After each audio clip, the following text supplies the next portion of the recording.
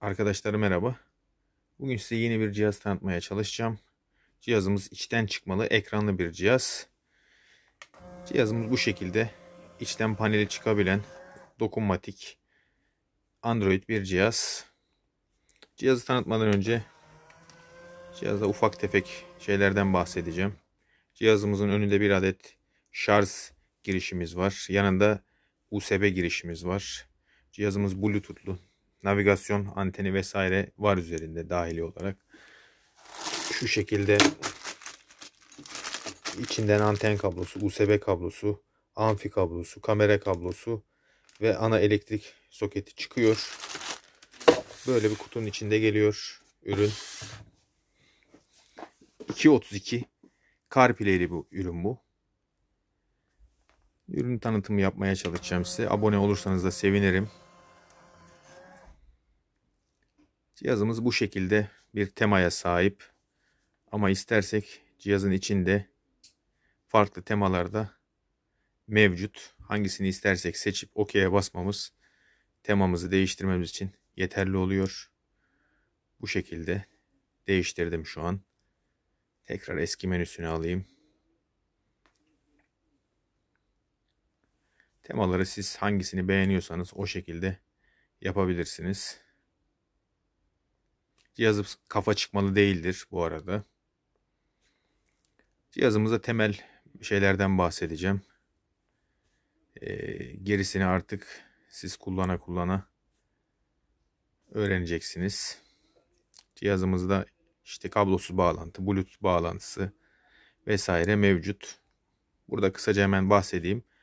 Şu video out yazan tuşa basmadan, aktif etmeden cihazımızın video out, yani başlık bağlayacaksak eğer arka başlıklara veya bir harici görüntü alacaksak burayı bu şekilde aktive etmeden görüntü alamayız. Veya diyelim cihazımıza amfi bağlayacaksak bunu da açmamız gerekiyor. Yoksa amfi çıkışından amfi açma tetiğimiz çalışmıyor. Bilginiz olsun. Veya çalışırken buradan kapatırsak kapanır. Amfi ekstra buradan açıp kapatabiliriz. DEC kablosunun üzerinde, yani amfi kabloların üzerindeki çıkıştan alırsak tabii ki. Diyelim cihazımıza bir logo koymak istiyoruz. Bu şekilde logolar bölümüne geliyoruz. Cihazın içinde dahili olarak logo yok. İstediğimiz logoyu bir USB yardımıyla yükleyebiliyoruz. Örnek format olarak aşağıda linkte paylaşacağım. Oradan yükleyebilirsiniz. Örneğin şu şekilde oluyor. USB'mizi USB girişimize takıyoruz. Taktıktan sonra bu ekrana geliyoruz ve burada USB'mizi görmemiz gerekiyor. Bu şekilde seçiyoruz. Buradan istediğimiz logoyu seçip tabi formatı uygun olacak şekilde tamam dememiz yeterli oluyor. Logo ayarlandığı görmemiz gerekiyor burada. Gördükten sonra açılış logomuz artık o logo olarak görünüyor. Tabi şöyle bir şey de var. Cihazımızın hızlı açılmasını, logosuz açılmasını da isteyebiliriz. Hani tak diye açılsın diye. Onda da şöyle bir şey. Fabrika ayarlarında mühendislik modu var. Oradan size hepsini göstereceğim. Fabrika ayarlarına giriyoruz. 4 tane 8. Önümüze bu şekilde bir ekran geliyor. Buradan mühendislik moduna giriş yapıyoruz. Şifremizi giriyoruz. 26 95 99 10. Bu şekilde. Normalde şöyle yapıyoruz. Bu alttaki seçili olduğu zaman cihazımız yani sıfırdan başlayıp restart yapar. Logo açılır. O şekilde gelir ama ben hızlı açılmasını istiyorum diyorsanız en üsttekini seçersiniz. Logo bölümünü es geçer. Cihaz direkt açılır. Ama her zaman en alttaki sağlıklı olanıdır. Bu şekilde yaparsanız daha iyi olur. Bu alttaki tuş renklerini de ayarlayabiliyoruz. Burada Keylight diye yazıyor zaten. Siz buradan hangi ışığı seçerseniz o şekilde de renkler değişebiliyor. Siz hangisini ayarlarsanız o şekilde yanıyor veya RGB bölümünden de ayarlayabilirsiniz bu şekilde. Burada çeşitli ayarlar var ama çok kurcalamanızı tavsiye etmiyorum herhangi bir sorun için. Ya da şöyle bir şey yapabilirsiniz. Buradan diyelim bu cihaza farklı bir kamera takarsanız, mesela normalde analog ayarlıdır. HD takmak isterseniz burada ayarı olması gerekiyor. Şu şekilde buradan HD kameranın şeyini seçebilirsiniz. Modelini seçip aktive edebilirsiniz. Normalde kameramız analogda seçili gelir. Bu şekilde kamera ayarını da gösterdim.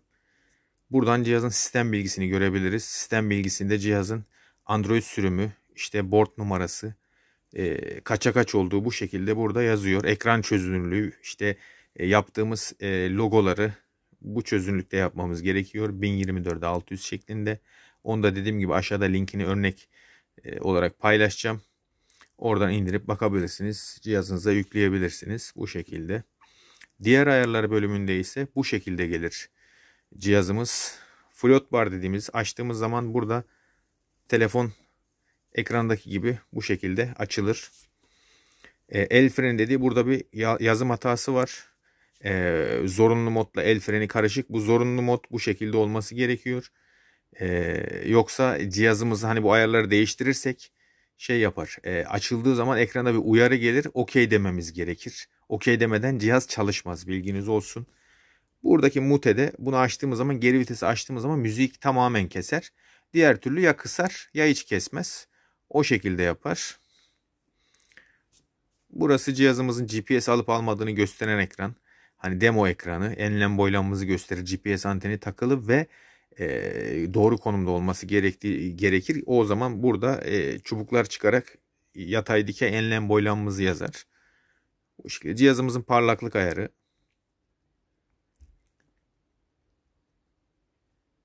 Gece gündüz olarak 2 model. Buradan Android ayarlarına girebiliriz. Buradan Wi-Fi bağlantısı yapabiliriz. Bu şekilde.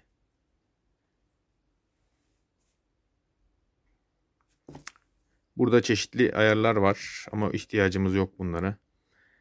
Cihazımızın dilini bu en alt bölümden değiştirebiliriz. Tarih saat bölümünde her zaman +3'ü seçmemiz gerekiyor. +3'ü seçmezsek saatimiz otomatik düzeltmez veya yanlış düzeltir. Otomatikte olması gerekir. Bu şekilde açtığımız zaman tarih saatin bu şekilde olması gerekiyor. Yedekleme ayarında kapalı olması gerekiyor. Yoksa cihazımız her internete bağlandığında kendini hesap eşitlemesi yapmaya çalışacağı için ağırlaşabilir. Bunlar kapalı olursa daha iyi olur. Cihazımızı buradan fabrika ayarlarına dönebiliyoruz.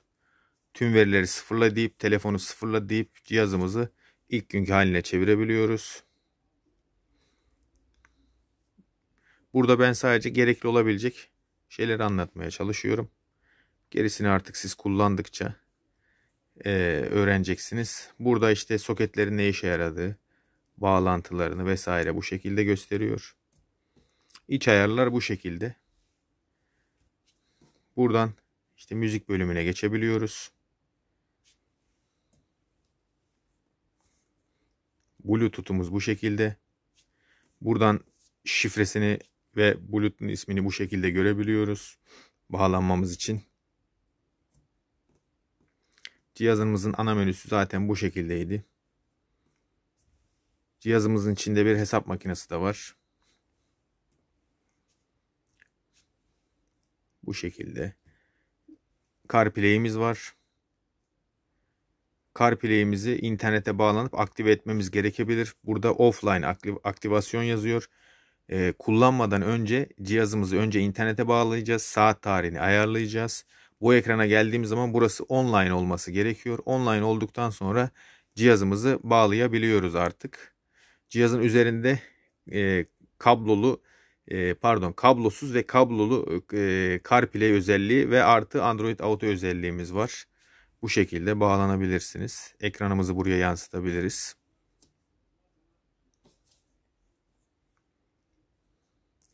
Cihazın özellikleri bu şekilde. Cihazı tabii ilk kurduğumuz zaman YouTube vesaireyi güncellememiz gerekiyor. Yoksa giremeyebiliriz. Cihazımızın üzerinde bu şekilde bir equalizer var. Bunu da bu şekilde ayarlayabiliyoruz. Cihazımız bu şekilde. Ayrıyeten şöyle bir özelliği daha var. Şimdi bu cihazı bu şekilde açıp kapatabiliyoruz. Cihazımızı kontağı kapattıktan sonra bu ekranı biz eğer manuel elle kapatmazsak cihaz bu şekilde açık kalır. Sadece kapanmış olur ve bu şekilde kalır. Ama şöyle bir şey var. Siz anahtarı çıkarttıktan sonra ekran kapanır. Ama bize bir 30 saniyelik kapama süresi verir. O süre içinde ekranı kapatmak istersek de basıp kapatabiliriz. Ya da cihazın ömrünü uzatmak amaçlı cihazımızı bu şekilde de kullanabiliriz. Yani ekran hep açık kalır. Eğer yeri müsaitse bu şekilde.